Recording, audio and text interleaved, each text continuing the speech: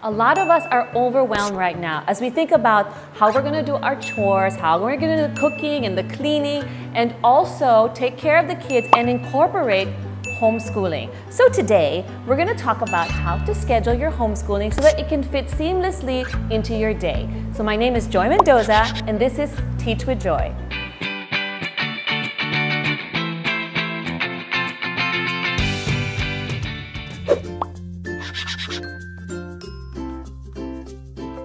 So let's talk about ang ating schedule. So I just wrote this out. This is just an example. Of course, you have to come up with a schedule that makes sense for you guys. So example lang to ha.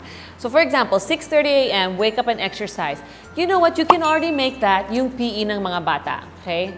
So for us, we exercise together as a family. It's also bonding time. And then pag breakfast, 7:30, and then the chores, you can make that yung hele. Okay?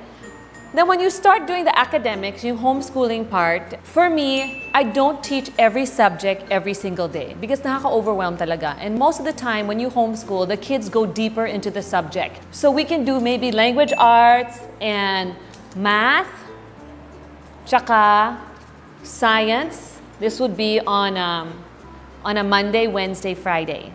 In the morning, yung mga maliliit, grades 4 below, tapos na sila. This time slot sa hapon is really for the older kids because minsan they have projects, they have to do research, they have to do more writing. But for the younger kids, by 12:30, usually they're good, okay? What comes next? Pag 3:30 free time, I encourage my kids, maybe they can do their art. They can also do their music practices. And that won't take the whole time, so they'll also be playing outside if you have a yard, or they will be just playing and being kids. And then pag dinner time, what some of my friends do is they make this their Bible study time and character time because the dad's there, you can have discussions together as a family. So look how many subjects we got done sa isang araw, o diba? And it's just really incorporating it into how you do your day on a normal basis.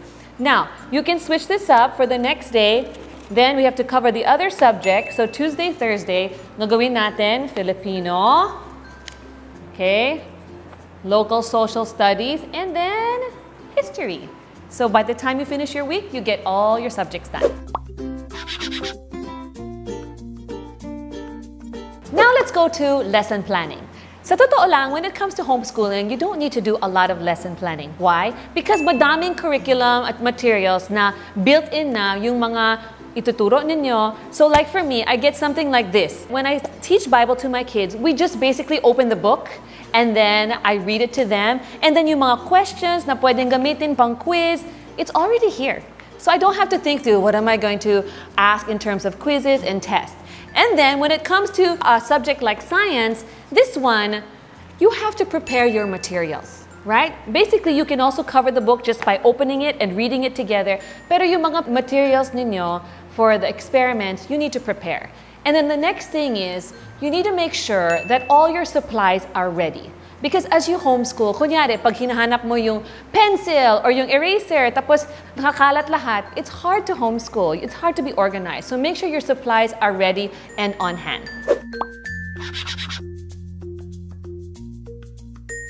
As we get to the last part of this, I want to encourage you.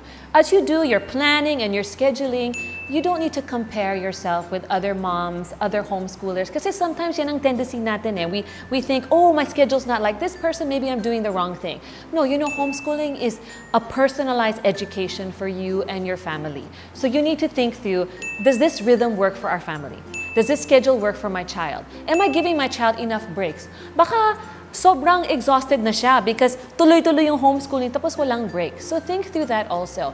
And then give yourself a break also. There are times when I just take a day to not homeschool during the week because I'm tired, I need to recharge, maybe I need to fix the homeschool room. So it's okay to have breaks like that. And when there's no more pandemic, a lot of families, they do all their MAPE classes on one day so that they're only actually homeschooling for 4 days. Oh, diba? So those are ways to make homeschooling not so intimidating or overwhelming.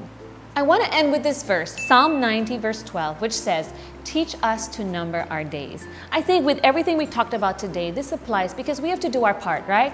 To be scheduled, to be organized, to set routines. At the same time, we have to surrender what we can't control to the Lord. And I hope that gives you comfort. At the end of the day, it's God who's going to faithfully help us to homeschool. So I hope this helps you teach with joy.